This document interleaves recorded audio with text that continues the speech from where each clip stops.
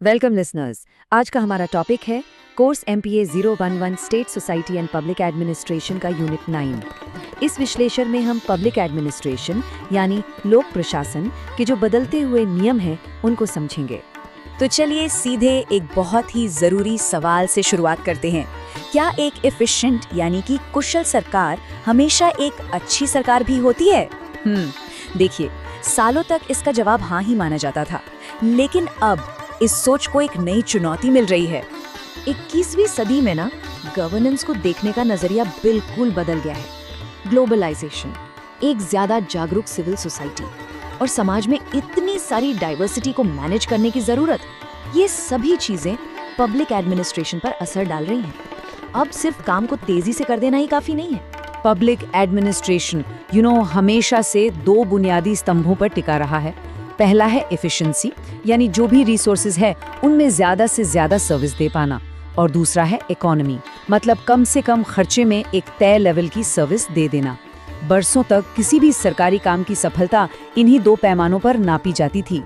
चलिए इसे एक सिंपल सी क्लासरूम एनालॉजी से समझते हैं। सोचिए, एक टीचर को 40 बच्चों का टेस्ट लेना है। एफिशिएंसी क्या कहती है कि सबको एक साथ 60 मिनट का एक ही पेपर दे दो। ये सबसे तेज और सबसे सस्ता तरीका है, राइट? लेकिन यहाँ एक पल रुककर सोचिए, क्या ये सबके लिए फेयर है? उस एक स्टूडेंट का क्या जिसे शायद सीखने में थोड़ी मुश्किल होती है? यहाँ एक तीसरे और ज्यादा अहम विचार की जरूरत पड़ती है, और यहीं पर एंट्री होती है हमारे तीसरे और आज के दौर के सबसे जरूरी स्तंभ की, सोशल इक्विटी यानी सामाजिक समानता।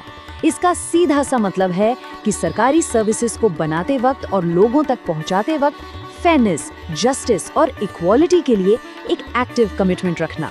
मतलब फोकस अब स्पीड और कॉस्ट से हटकर निष्पक्षता यानी फेयरनेस पर आ गया है।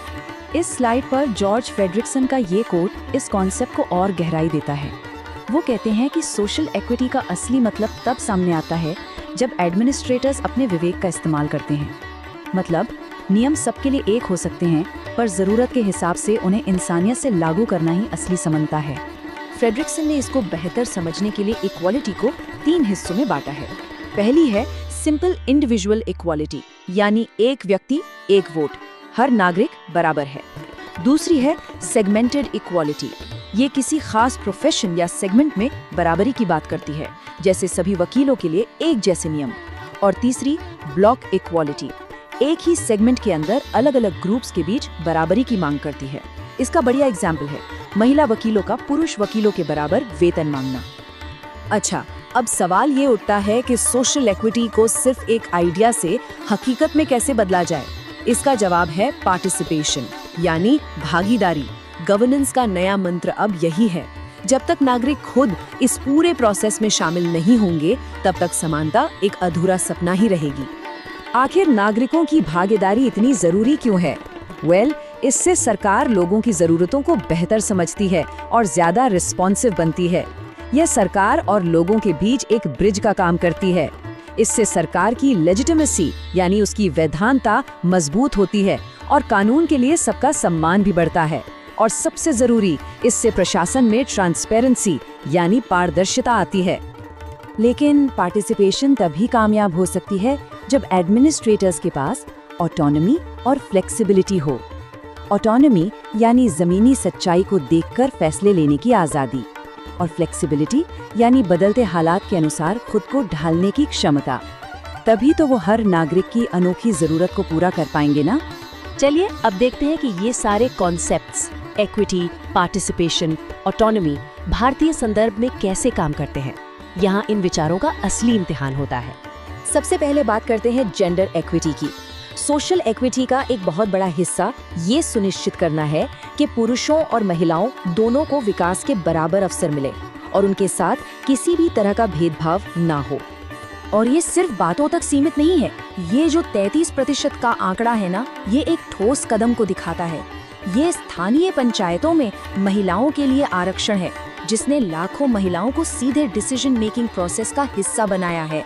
ये राजनीतिक समानता की दिशा में एक बहुत बड़ा कदम है। जेंडर इक्विटी के अलावा भारत का संविधान मानवाधिकारों और अफर्मेटिव एक्शन के लिए भी पूरी तरह प्रतिबद्ध है।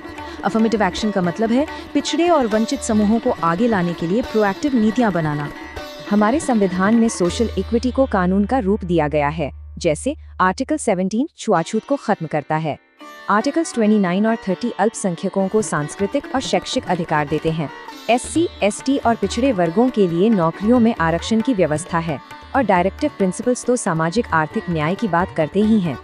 ये सब दिखाता है कि समता हमारे देश की नींव का एक जरूरी हिस्सा है। तो एक एडमिनिस्ट्रेटर के लिए रोज की चुनौती क्या है?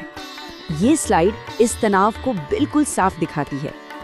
एक तरफ है एफिशिएंसी और इकोनॉमी, जो स्पीड और कम खर्च की मांग करते हैं, और दूसरी तरफ है सोशल इक्विटी, जो फेयरनेस, जस्टिस और हर व्यक्ति की जरूरत के हिसाब से अलग रिस्पॉन्स की मांग करती है। इन दोनों के बीच संतुलन बनाना ही पब्लिक एडमिनिस्ट्रेशन की सबसे बड़ी कला है।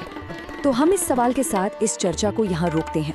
एफिशिएंसी, इकोनॉमी, इक्विटी, क्या इन 3 स्तंभों को कभी पूरी तरह से परफेक्टली संतुलित किया जा सकता है? इसका कोई आसान जवाब नहीं है। ये एक लगातार चलने वाली बहस है, एक ऐसी चुनौती जिसका सामना हर एडमिनिस्ट्रेटर और हर समाज को हमेशा करना पड़ता है। Thank you for watching. Next unit will be discussed in next video. Please do like, subscribe and share.